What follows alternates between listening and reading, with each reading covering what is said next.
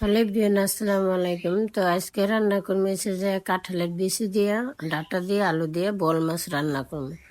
তো আগে আমি বল মাছটা কষাই নেবো, তো এই জন্য সরষের তেল দিয়ে দিছি, আর এর মধ্যে হলুদ, মরিচ আর লবণ এগুলো দিয়ে দিতে আছে, সাথে একটু আদা বাটা আর এসে যায় রসুন বাটা। আর ওই রকম পেঁয়াজ দিতেছি না, কারণ এটা হচ্ছে যে আমি মাছটা যেহেতু কষামো, আর তাছাড়া আমি যখন তরকারিটা কষামো ওই সময় তো আমি পেঁয়াজ দিমই, হলুদ দিমই। তো এই জন্য হলুদের পরিমাণটা একটু কমই দিলাম, মশলার পরিমাণটা একটু কমই দিলাম, মানে কোনো রকম একটু মাছটা একটু কষাই নিলাম। যে মাছটা তো আর মানে অমনি তো তার কাঁচা দেওয়া যায় না, তো কষায় দিলাম আর কি। তো দুইটা কাঁচামরিচ দিয়ে ডাইকা দিলাম। তো কিছুক্ষণ পরে এই যে ঢাকনাটা উঠাই দেখতেছি যে একটু পানি লাগবো, তো একটু পানি দিলে মাছটা সুন্দর মতন আর কি সিদ্ধ হইব। আমি একটু পানি, অল্প পরিমাণে পানি দিছি, দিয়ে ডাইকা দিলাম। তো ডাইকা দেওয়ার কিছুক্ষণ পরে আবার আমি ঢাকনাটা উঠাই দেখলাম যে না, এখন আমি মানে এটা নামাইনি, যেহেতু আমি আবার ডাটার তরকারির উপরে দিব মাছটা, তো ওই সময় তো সিদ্ধ হইব, বেশি সিদ্ধ হইলে তো আবার ভাঙিয়া যাইব। তা আরেকটা করে এর মধ্যে আবার এই যে সর্ষের তেল দিয়ে দিলাম, মানে গরম ওই পর্যন্ত আর থাকলাম না, কারণ হচ্ছে যে আমি এর মধ্যে মশলা টশলা সব কিছু দিয়ে দেবো, আস্তে আস্তে মশলাটা কষবো, তারপর হচ্ছে যে ডাটাটাও কষাবো, এতক্ষণে পেঁয়াজ টেয়াজ এগুলো গইলে দেবো।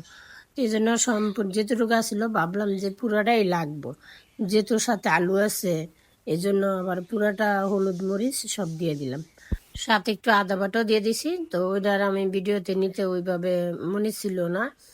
আর এটা হয়েছে যে সব কিছু মশলা কষানো হয়েছে, এখন এই যে কাঁঠালের বিচি, ডাটা আর আলু, তো একটা যেহেতু ছোট ছোট ওই সব কিছু একটার মধ্যে সারে নেই, তো এই জন্য আমি আবার দুই ভাগে নিলাম, যে আলু দিয়ে একসাথে নিলাম আর ডাটা আর কাঁঠালের বিচি আলাদা পেলাই নিলাম।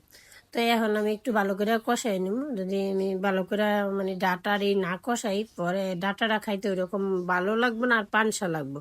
তো এই জন্য একটু রাইকা দিলাম, আর একটু কাঁচামরিচ দিয়ে দিছি, কারণ আমার মশলা কষানোর মধ্যে কাঁচামরিচ দেওয়ানোর দরকার ছিল, তো আমি ওইটা ভুলে গেছি।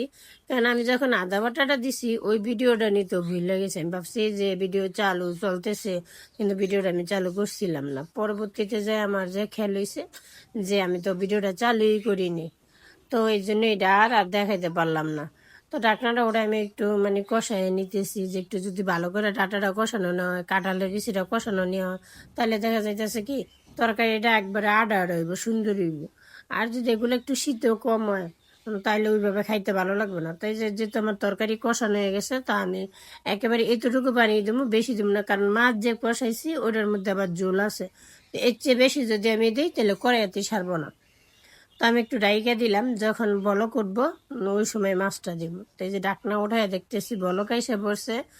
তো মোটামুটি তরকারিটা কিন্তু এখন সিদ্ধ হয়ে গেছে। আমার মনে হইতেছে যে এখন যে আমি মাছটা যে দিতেছি এটার মানে ঝোলটা আবার মানে তরকারিটা বেশি পানি হয়ে গেল কিনা। তো যেহেতু দিছি একটু মানে ভালো করে জাল দিতে হইব, জাল দিলে ঝোলটা তাড়াতাড়ি শুকিয়ে যায়। যেহেতু আমার মাছ টাছ দেওয়া শেষ, তো এখন একটু আমি ডাইকা দিমু, ডাইকা দিলে তাড়াতাড়ি সিদ্ধ হয়ে যাইব, তো এই জন্য ডাইকা দিলাম। তো কিছুক্ষণ পর ঢাকনাটা উঠাই দেখলাম যে না, ঝোলটা ভাবছিলাম বেশি হইব, বেশি হয় নাই। আমি প্রায় 15 থেকে 20 মিনিট জাল দিছি, এই যে আমার তরকারি হয়ে গেছে, কত সুন্দর হয়েছে কালারটা, মাশাল্লাহ।